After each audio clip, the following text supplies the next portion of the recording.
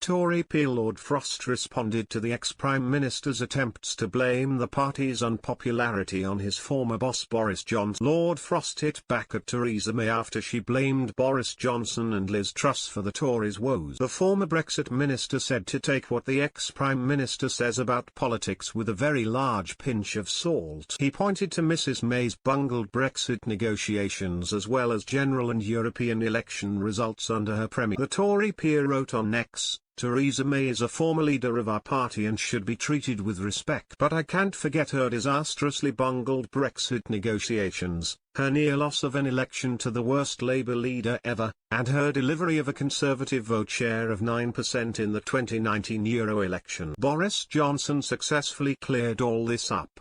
So take what she says about how to do politics, and who is and is not Conservative, with a very large pinch. Lord Frost's intervention comes after Mrs May accused her successors Mr Johnson and Ms Truss of destroying the Conservative Party's popularity. Asked why the Conservatives were so unpopular, she told a press gallery lunch in Westminster, "Obviously we've been in for 14 years, and it's always harder for a party that's been in government for a significant period of time. Let's face it, with Boris the lockdown parties exacerbated a sense that was already there from people, of it was one rule for MPs and another. And then with Liz, what happened with the markets, that just disrupted the sense that this was a party of economic management." Mrs May said that voters had seen quite a bit of change under us and things happening.